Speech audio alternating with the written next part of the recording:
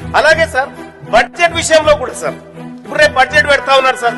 BC sub plan విషయాన్ని కూడా గతంలోనే మనం మాట్లాడుకున్నాం సార్.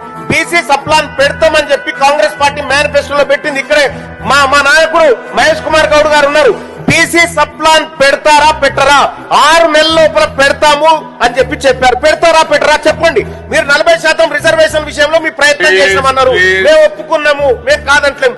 బీసీ సప్లాన్ పెట్టడానికి రాష్ట్ర ప్రభుత్వం ఎక్కడ కూడా గవర్నర్ గారి ప్రసంగంలో లేదు. ఎందుకు లేదు? బీసీలకు ఇచ్చినటువంటి కామారెడ్డి హామీ డిక్లరేషన్లు ఎందుకు కనుమరుగైపోయినాయి గవర్నర్ గారి ప్రసంగం నుంచి? నేను ఈ రాష్ట్ర ప్రభుత్వాన్ని స్పష్టంగా అడుగుతా ఉన్నా సార్. నాకు బీసీల కంటే ప్రభుత్వం ఎక్కువ కాదు సార్.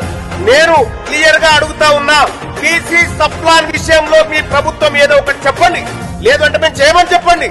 కానీ మా కోసం 20,000 కోట్ల రూపాయలు ప్రతి ఏడాది ఖర్చు పెడతామని చెప్పినటువంటి ప్రభుత్వం ఒక ఏడాది 9,000 కోట్లు పెట్టి 3,000 కోట్లు ఖర్చు పెట్టలేదు. మొన్న 11,400 కోట్లు పెట్టి తమరే చూసిరా అధ్యక్ష, 2,500 కోట్లు కూడా ఖర్చు కాలేదు అధ్యక్ష. మరి ఈ ప్రభుత్వం మా బీసీల కోసం ఉందా లేదా సార్? గత ప్రభుత్వం లెక్కనే నా మాకు కూడా మేము ఎందుకు ఈ ప్రభుత్వాన్ని విశ్వసించాలి సార్?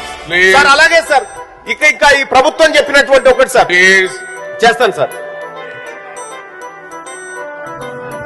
నెక్స్ట్ శంకర్ రాజు గారు ప్లీజ్.